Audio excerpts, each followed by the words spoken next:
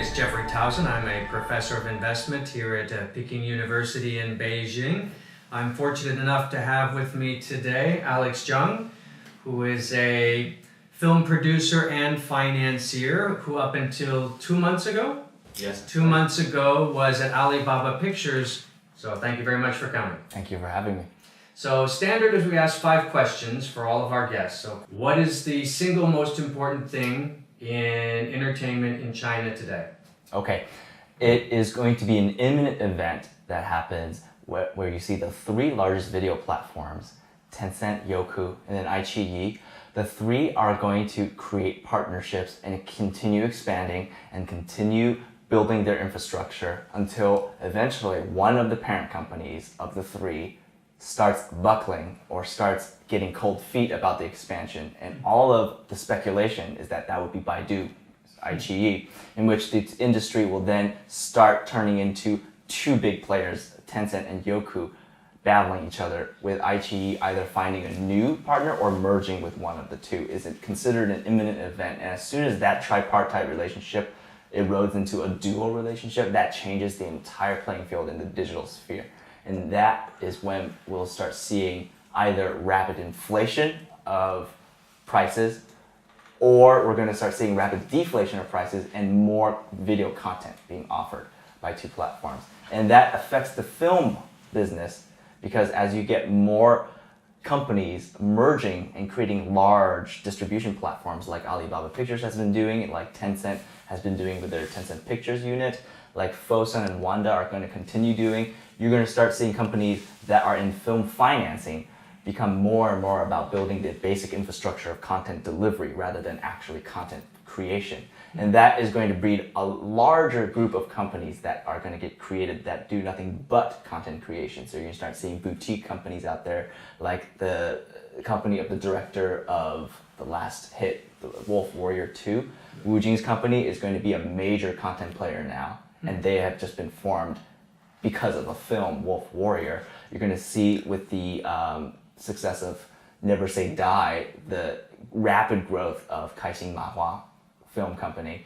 So all of these small boutique companies are going to start growing. So that's going to be triggered by essentially the consolidation and the competition between the 3 BATs.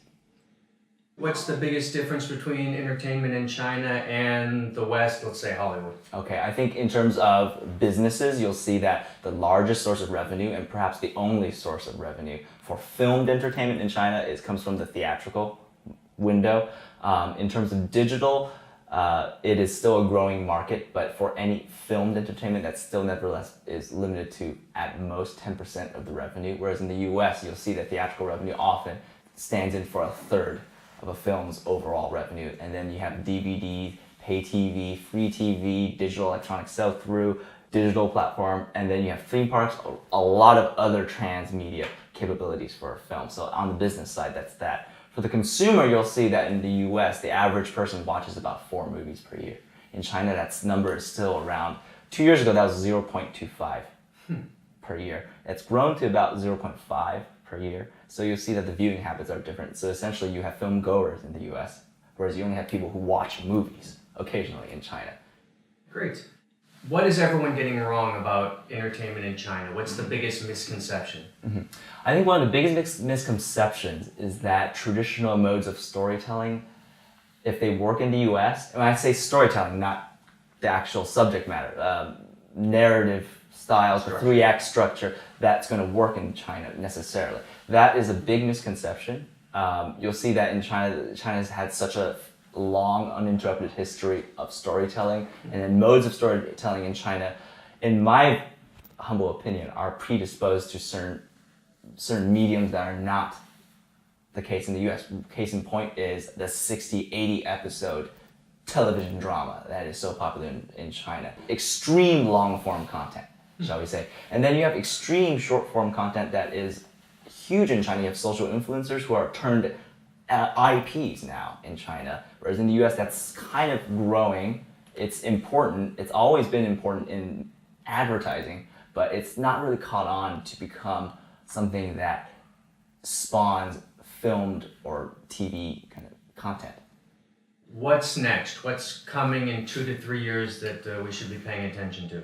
Okay, well, that is a really, really difficult question. I think a lot of people are expecting the availability of naked eye 3D technology and expecting that to be implemented into theaters. A lot of other people are expecting to see dynamic ticket pricing becoming very, very common across the board. The common saying is that film ticketing is the last non-dynamically priced ticket, which is very, very valid. Whether that's going to, how much that's going to affect the overall market, I can't say. But you're going to see more and more disruptive technologies come in. VR and AR are going to eventually catch on and become their own self-contained storytelling medium. And high frame rate is going to become more and more common. And you see Ang Lee and Peter Jackson have been experimenting with that. Theaters are going to want to react, and exhibitors, should I say, are going to react to the digital incursion and try to upgrade their experience into various different ways of being more premium. What is your favorite book, beverage, or beach, or more than one? Okay. My favorite beverage is, I'm a big whiskey fan, and of the whiskeys, I like bourbon the most. And of bourbon, which is a type of corn whiskey, I like an American brand called A.G. Hirsch the most. It's the sweetest and most nuanced bourbon I've ever tasted, and I always remember it. Great. Anyways, thank you so much for joining us.